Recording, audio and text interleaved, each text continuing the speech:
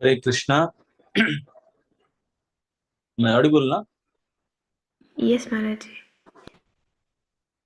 आज भी इस शुभ प्रातः वेला में अब जितने भी श्रद्धालु भक्तगण इस सेशन में उपस्थित है, जो भी उपस्थित हो रहे हैं, होना चाहते हैं, सभी की श्री चरण कमल में मेरा स्वागत प्रणाम स्वीकार करो। श्री क्षेत्र पुरुषोत्तम धाम पुरी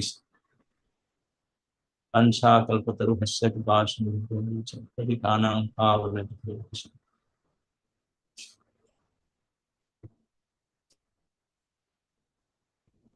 तो आज हमारे गीता चर्चा के क्रम है 8वां अध्याय के 22 नंबर श्लोक।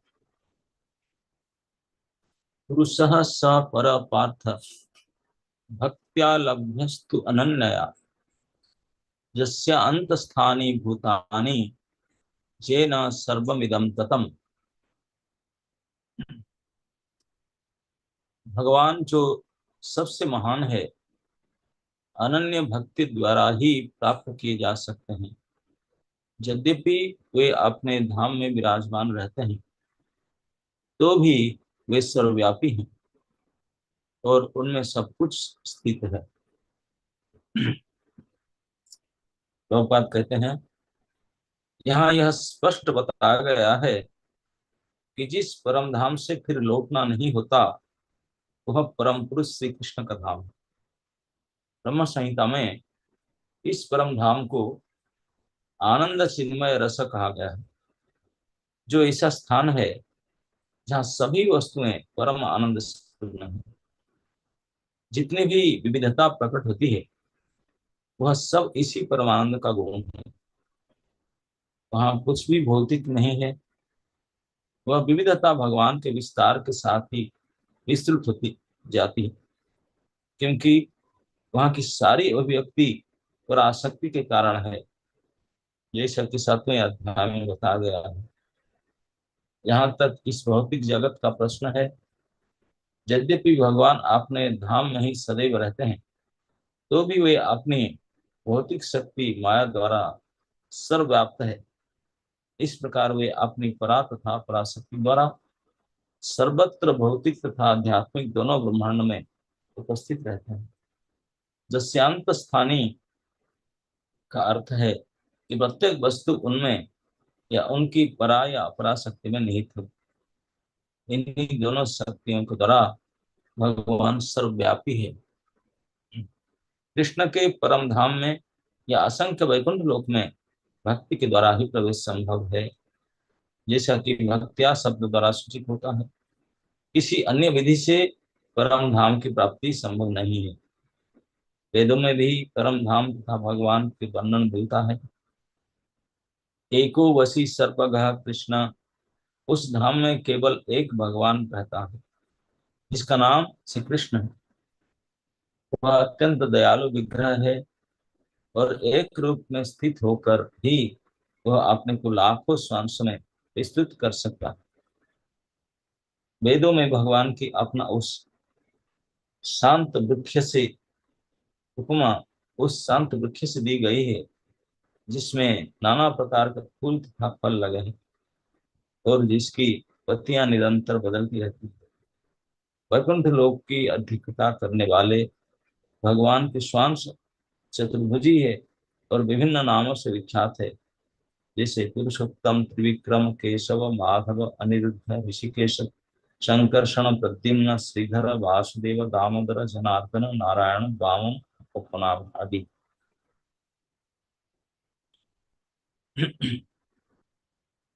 तो भगवान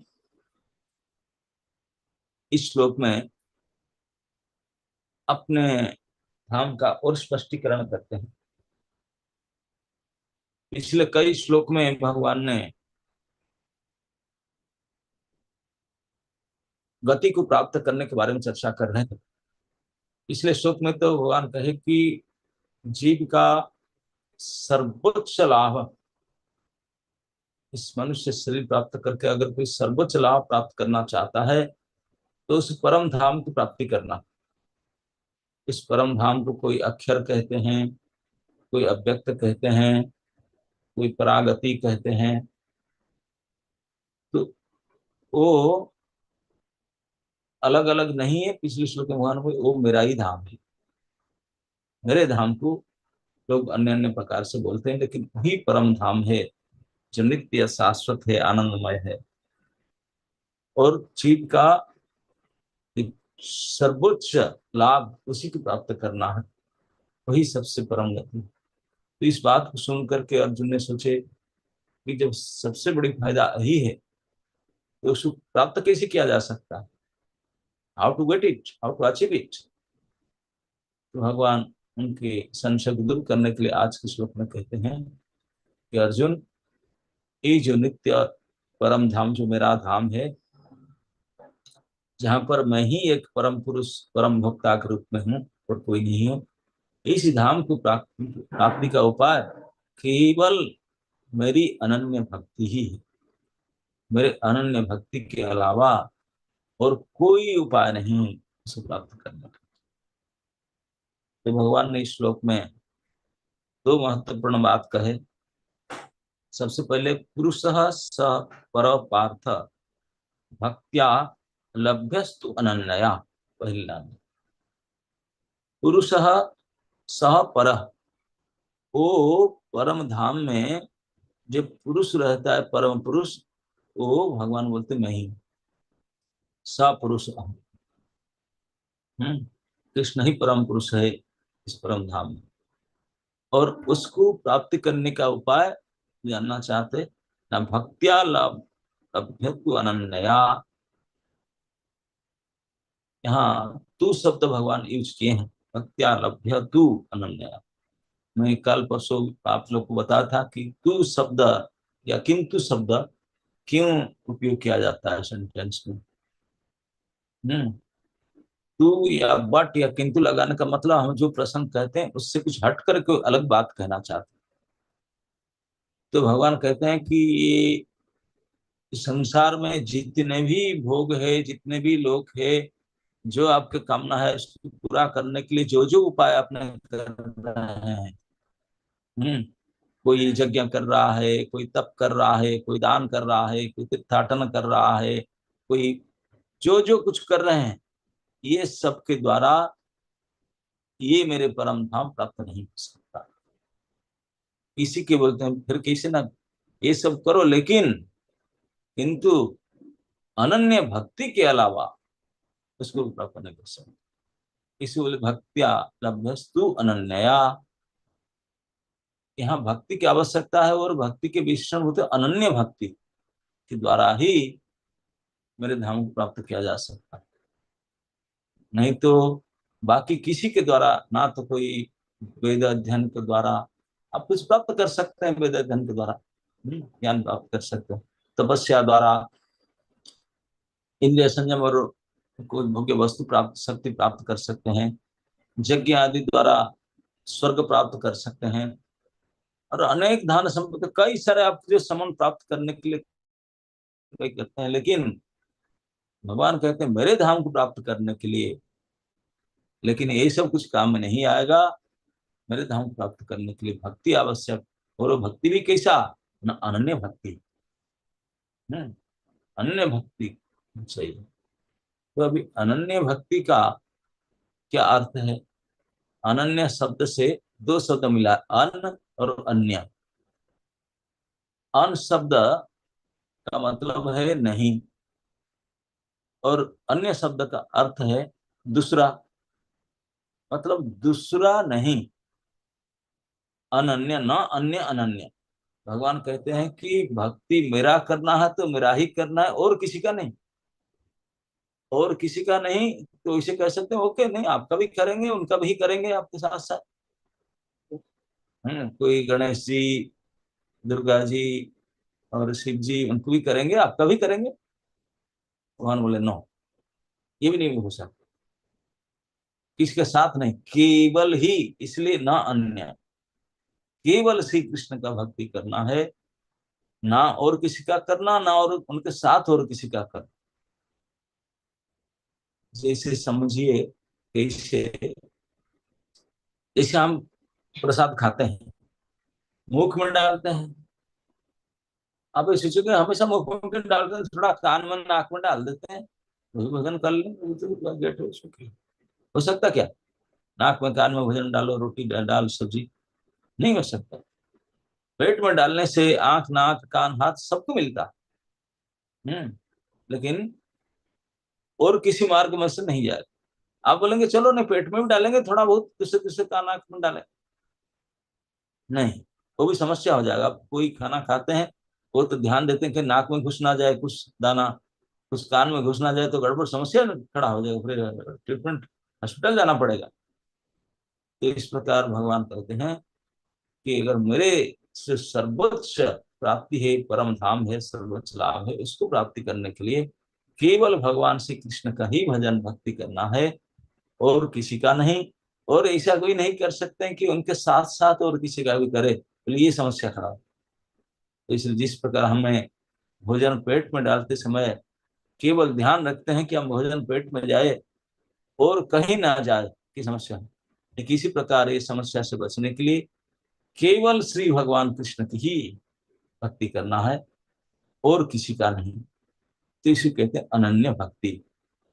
और भक्ति के अलावा यहाँ विरुद्ध कहा गया अनन्य भक्ति का कह करके, भक्त्या शब्द से ना कोई कर्म के द्वारा, ना कोई ज्ञान के द्वारा, ना कोई योग के द्वारा, ना ध्यान के द्वारा, कोई और पथ के द्वारा इसको प्राप्त नहीं किया जा सकता। केवल एकांतिक अनन्य भक्ति के द्वारा ही अब इस परम धाम को प्राप्त किया जा सकता है। भक्त्या लभ्यस्तु अनन्या। अब दूसरी लाइन में भगवान कहते हैं, जस्य अंतस्थानि भूतानि जेन सर्वम इदम ततम। जस्य अंतस्थानि, जस्य अंतस्थानि मतलब जिसके अंदर, भूतानि सारे सब कुछ प्राणी उनके अंदर है। उनका अंदर कैसे?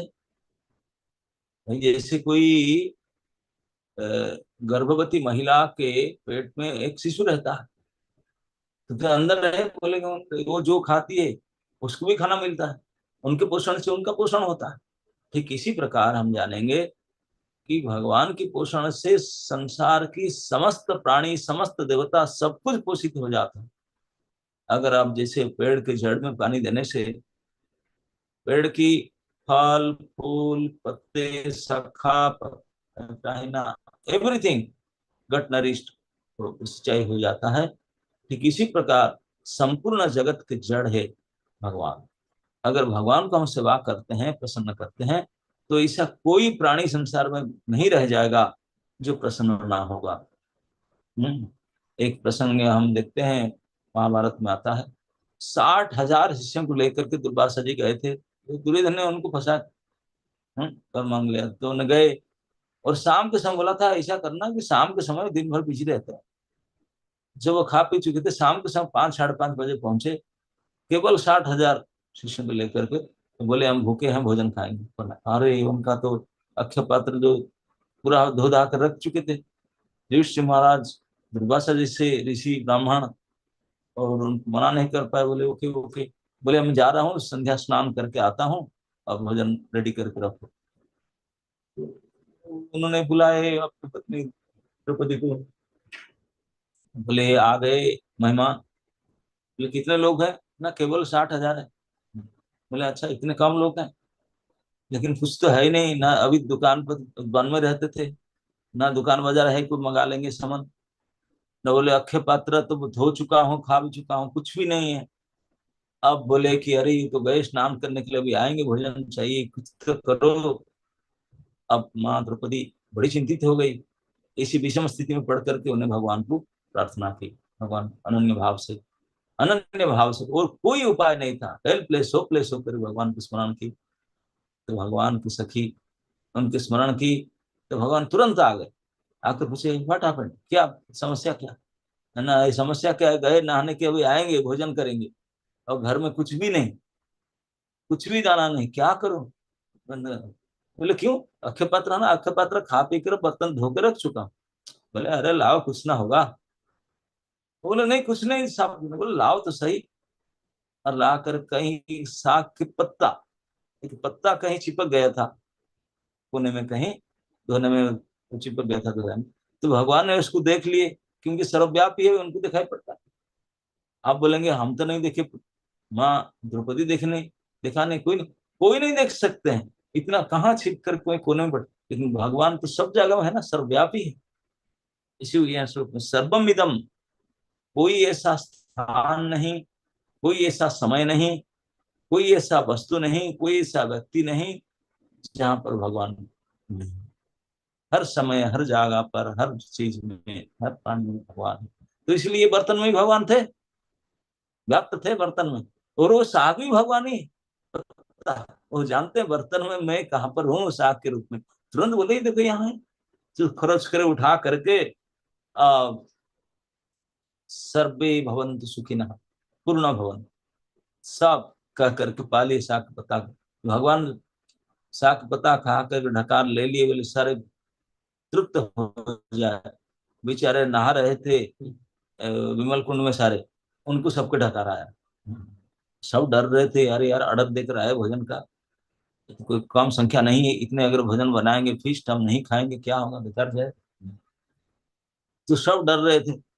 तो एक ने साहस करके बोला, बोला गुरुजी एक्सक्यूज में, मैं तो खा नहीं सकता, मेरा बिल्कुल इंडाइजेशन हो रहा है, बिल्कुल नहीं खा सकता, पानी भी नहीं पी सकता। जैसे वो कहा, दुर्वासा जी बोले यार यार मेरा भी इसी कुछ, सब बोले हमारा भी हो रहा है। अरे यार उनको बोलकर आए, वो तो प्रसाद रेडी करके रखे होंगे। और इतने में ही उस कृष्ण आकर के बोले बुलाओ उनको, कहे शाम को लेट क्यों कर रहे हैं, शाम होने से पहले प्रसाद दे देते।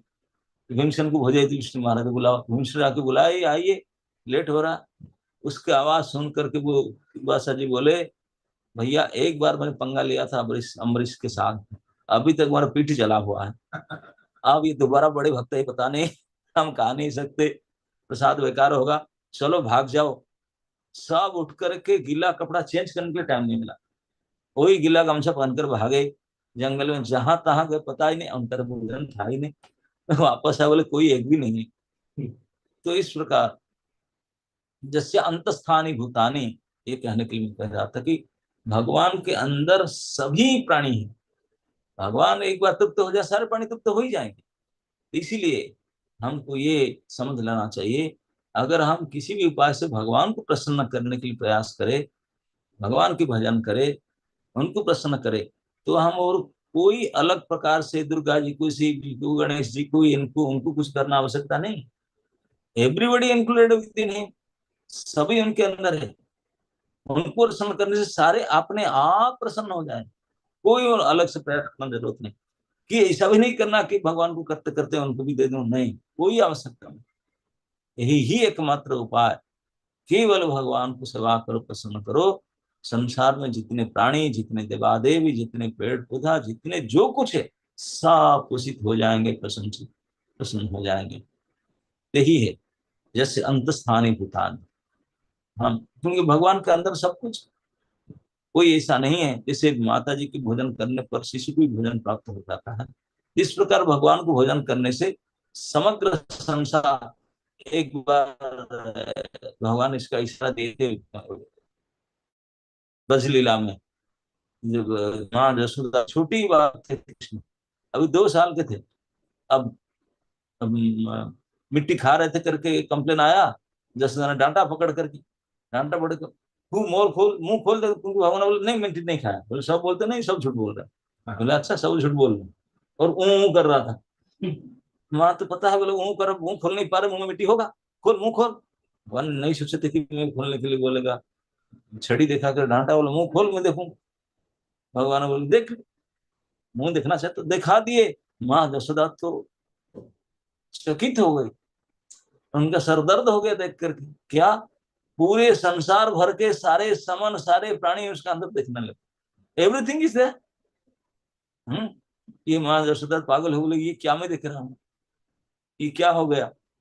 क्योंकि भगवान दिखा देते छोटे बचपन के रूप में भी, ब्रह्मांडोदर संपूर्ण ब्रह्मांड उनके अंदर मुंह में दिखा दिए, बोले देख, 2 बार दिखाए सब। और अर्जुन को भी और कई स्थल पर विश्व रूप दिखाते, बोले अपने रूप में सब कुछ है, अपने मुंह में सब कुछ है। तो भगवान के अंदर सभी है, कोई वस्तु, कोई प्राणी, कोई देवता, कोई पेड़ पौधे, नदी पर्वत, कुछ भी ऐसा बाकी नहीं जो भगवान के अंदर ना हो। और भगवान सभी में व्याप्त, सभी में व्याप्त है। कोई ऐसा चीज नहीं है जिसमें भगवान ना हो। जिसमें मुझे पता कर, जैसे प्रहलाद महाराज को मारने के लिए प्रयास किया जा रहा था, तलवार से मारना चाह रहे थे, मुदगर से पिटना चाहते, क्योंकि मुदगर ये तलवार ही भगवान ही तो है, इसमें व्याप्त है। तो फूल की तरह लग रहा था। पहाड़ से फेंक रहे थे, पहाड़ी भगवान है, वो नीचे चोटी भगवान है, वो सब सर्वव्यापी है। तो सब जगह से बचा सकते हैं भगवान, सर्वव्यापी। और एक उदाहरण से समझ सकते हैं कि भगवान सभी में है, सभी समय में है, सभी के अंदर है, सबके बाहर है, उत्तप्रोत रूप में। जैसे कई उदाहरण दिया गया, जैसे हमारा एक कपड़ा है, ये कपड़ा सारे कैसे बना है, उसका ओनली इंग्रेडिएंट इज धागा। धागा टेढ़ी और सीधा, है ना नहीं, वो तो और उपरोक्त रूप में कपड़ा जो बना है उसमें केवल धागा ही है। तो इस प्रकार भगवान बोलते हैं कि सारे टेढ़ी मेढ़ी तो मैं ही हूँ। कैसे? बोले फिर मुझे कैसे नहीं दिखते हैं? एक उदाहरण से हम समझ सकते हैं। जैसे सोना, सोना की अलंकार कई प्रकार का होता है, थाउजेंड हजारों वैरायटी के गहना होता है, अलंकार होता है। तो जो ये सोना था, जब अलंकार रूप में परिणत हुआ, गहना के रूप में बना, तभी भी सोना था उसमें, भिन्न भिन्न वैरायटी में, भिन्न भिन्न साइज में जो अलंकार, उसमें भी सोना है। तो अलंकार अगर टूट भी जाए, पुराना हो जाए, तब भी सोना ही रहेगा। तो जब बना, बनने से पहले जब बना, जब मेंटेन हुआ, तब मेंटेन हुआ, टूट जाए, कुछ भी हो जाए, मेल्ट कर लो, तभी भी सोना ही रहेगा हर समय। लेकिन इतनी वैरायटी, हजारों प्रकार के, अलग अलग साइज के, अलग अलग रूप, नाम, उनका अलंकार का अलग अलग नाम है, अलग अलग रूप है, अलग अलग साइज है, और उसका चमक अलग अलग है, उसका वजन अलग अलग है। तो उसका तोल मूल, और उनका नाम, उनका गुण, उसके साइज, ये सब के ऊपर अगर हम ध्यान देंगे, ये सोना के करके हम ध्यान नहीं जाए। हम बोलते ये तो मुर्दी, ये तो हार है, अरे ये तो पंजाब, उसी को देखते हैं, भूल जाते हैं। ठीक इसी प्रकार ये संसार में ऐसा कोई वस्तु नहीं, ऐसा कोई प्राणी नहीं, ऐसा कोई चीज, कोई समय नहीं है जो भगवान कृष्ण ना भगवान है। लेकिन हम उस वस्तु के नाम रूप गुण को, उसको देखते हैं, भूल जाते हैं कि उसके अंदर माल तो ही, कोई भी ऐसे वस्तु, कोई प्राणी कुछ नहीं है जिसमें भगवान नहीं है। भगवान के बिना हो ही नहीं सकता। लेकिन हम प्राणी के बाहर जैसे अलंकार को देखते हैं, उनके नाम को देखते हैं, उनके तोल मोल को देखते हैं, और सोने के ऊपर नजर नहीं जाता। क्योंकि इसी प्रकार भगवान सब में होते हुए भी उनके माया के कारण हम मोहित होकर के उनके बाहरी दृष्टि से उनके नाम रूप गुण को देखते हैं। वो असली, जो असलियत है उसको नहीं देखते, नहीं पाते। तो इस प्रकार भगवान कहते हैं, जैसे अंतस्थानी भूतानि जेना सर्वम इदम ततम। बोलते हैं कि मेरे अंदर सब कुछ है, तो मुझे ही इसीलिए भक्ति करना चाहिए और मेरे पास आना चाहिए। मेरे पास आ जाने से कोई ऐसा कोई बाकी नहीं रह जाएगा जागा, क्योंकि मेरे अंदर सब कुछ है। जेना सर्वमिदम ततम, जैसे सब कुछ में मैं ही हूँ, सब सर्वव्यापी, इसी को कहा गया सर्वव्यापी। तो भगवान सब जगह में व्याप्त है, सबका अंदर है, सभी प्रकार से सब में है। वो कोई भी चीज इस संसार के रूप में, भगवान संसार था नहीं तभी भी थे, संसार है तभी भी है, संसार प्रलय हो जाएगा तभी भगवान। ये तो उन्हीं से प्रोडक्ट होता है, उन्हीं में विलीन हो जाता है, उनसे मेंटेन होता है। तो इसी को भगवान कहते हैं, जैसे अंतस्थानी भूतानी जे न सर्वम इदम खत्म। ये सब कुछ समझ करके हमको और कहीं न जा करके, किसी को न जाकर, केवल श्री भगवान जो सभी कुछ भगवान में है, हर कोई, किसी को हम प्रसन्न करना चाहेंगे, कुछ करना चाहिए तो भगवान के द्वारा कर सकते हैं, और कोई अलग प्रयास करना ही नहीं पड़ेगा। उनके लिए, उनके लिए, उनके लिए कोई नहीं करना पड़ेगा। यहाँ तक कि भगवान गीता में कहे, बोले तू अगर मुझे जान लोगे, यू विल बिकम सर्वज्ञ, बिकम ऑल नोयर। बोलेंगे नहीं ये फैकल्टी अलग है, मैं बंगाली पढ़ूंगा, संस्कृत पढ़ूंगा, साइंस पढ़ूंगा, इकोनॉमिक्स पढ़ूंगा, वो पढ़ूंगा, बोले नथिंग, केवल कृष्ण की पढ़ो, कृष्ण के जान लो। There is not a single subject, कोई ऐसे कोई नहीं होगा जिसको नहीं जा पाओगे, बोली एवरीथिंग इंक्लूड्स इन कृष्ण। तो इसलिए जो बुद्धिमान है वो केवल दूसरे कुछ ना कर, टाइम खराब ना करते, कृष्ण के ऊपर तो प्रयास करते हैं, कृष्ण को जानने के लिए। भगवान बोले अगर मुझे तू जान लोगे then will become all knower, will know everything. क्योंकि कोई भी ऐसे वस्तु नहीं जो मेरे से अलग हो, मेरे से अलग कुछ है ही नहीं, नहीं तो सब कुछ है। तो इसलिए अगर मुझे जान लोगे सब कुछ जान लो। ये भगवान ने अनेक स्थल पर कहे हैं, उनके अंदर सबको देखा है, उनके बाहर देखा है, उनके जानने से सब जाना जाएंगे, सब कुछ उनके प्रसन्न हो, सभी प्रसन्न हो जाएंगे। कई प्रकार इंसिडेंट से उसे हम देखे जान करके ये समझ लेना चाहिए, जान लेना चाहिए अच्छी तरह से। अभी हमारे जीवन का अगर सर्वोच्च लक्ष्य को हम प्राप्त करना चाहते हैं, जिस सर्वश्रेष्ठ गति को प्राप्त करना चाहते हैं, जो परम चरम गति है, वही है भगवान श्री कृष्ण के धाम। उसको प्राप्ति करना ही हमारा सर्वश्रेष्ठ अचीवमेंट होगा। इस जीवन का परम सफलता, परम गति वही भगवान को प्राप्ति करना होगा। उस परम गति भगवान की प्राप्ति केवल अनन्य कृष्ण भक्ति से होगा, और कोई भक्ति, किसी का भक्ति नहीं। श्री कृष्ण के प्रति सभी त्याग करके, न अन्य, केवल कृष्ण की भक्ति से ही इस परम गति को, परम धाम प्राप्त किया जा सकता। और उसी को प्राप्त करने से बोलेंगे अरे बाकी वो था, दादी दादा भाई चाचा ताऊ, बोले सब जितने पारिवारिक सांसारिक देशिक सामाजिक वो तो मटेरियल होगा। बोले अध्यात्म भी। भगवान प्रभुपाद ने तात्पर्य में लिखते हैं भगवान की दो शक्ति है, पराशक्ति और अपराशक्ति। यही दो शक्ति से पूरे भौतिक ब्रह्मांड आध्यात्मिक ब्रह्मांड सारे कुछ चलता है। तो भगवान को पकड़ लो, external internal marginal everything will be there, सब उन्हीं के ही। इसी शक्ति के द्वारा भगवान सर्वव्यापी है। तो हम लोग को और कुछ नहीं करना चाहिए, केवल कृष्ण कॉन्शियस होना चाहिए, कृष्ण भक्ति करना चाहिए। Then we can please everybody, we can serve everybody, we can achieve the highest topmost achievement, and we can please everybody. सब कुछ प्राप्ति हो सकता है, सर्व सिद्धि प्राप्त है, और सब कुछ सर्वज्ञ में जान सकते हैं। Everything can be done if we do अनन्य कृष्ण भक्ति। इस श्लोक में भगवान जोर देकर इस बात को समझाते हैं, जो परम गति है, परम ज्ञान है, परम प्राप्ति है, उसके लिए परम उपाय है भगवत भक्ति। जितने भी बाकी उपाय है वो सब गड़बड़ है। भक्ति ही स्वतंत्र है, बाकी सब परतंत्र है। पूर्ण स्वतंत्र उपाय है भक्ति, जिसके द्वारा ही इस परम स्थिति को प्राप्त किया जा सकता है। Okay, anything else? Thank you so much Maharaj ji. तो महाराज जी ने आज हमें भगवत धाम के बारे में और अधिक बताया। महाराज जी ने बताया कि भगवत धाम में जो, महाराज जी ने हमें बताया कि भगवत धाम जो नित्य है, अव्यय है, जो सबसे उच्च है, जहाँ पर एक बार जाने के बाद यहाँ पे वापस नहीं आना पड़ता, तो उसको कैसे प्राप्त किया जा सकता है। महाराज जी ने हमें बताया कि भगवत धाम में जो पुरुष रहते हैं वो भगवान श्री कृष्ण स्वयं है, और उनको प्राप्त करने का केवल एक ही मात्र उपाय है कि हम अनन्य भक्ति करें। उसके अलावा कुछ भी और उपाय नहीं है, कि कोई भी ज्ञान ध्यान योग कोई भी और उपाय नहीं है जिससे हम उनको प्राप्त कर सकते हैं। और महाराज जी ने फिर हमें बताया कि अनन्य भक्ति क्या होती है। अनन्य भक्ति का अर्थ हमें महाराज जी ने बताया, केवल और केवल कृष्ण की भक्ति करना, उनके अलावा किसी की भी और भक्ति नहीं करना, और उनके साथ भी किसी और की भक्ति नहीं करना, सिर्फ और सिर्फ कृष्ण की भक्ति करना ही एक अनन्य भक्ति है। तो महाराज जी ने बताया कि जो संपूर्ण जगत है इसकी जड़ जो है वो भगवान श्री कृष्ण स्वयं है। और अगर हम जैसे हम पेड़ में पानी दे देते हैं तो सबको पानी मिल जाता है, उसकी सब शाखाओं को, पत्तों को, सबको पानी मिल जाता है। उसी प्रकार अगर हम कृष्ण को प्रसन्न कर देते हैं तो जगत में सब कुछ, सब प्रसन्न हो जाते हैं।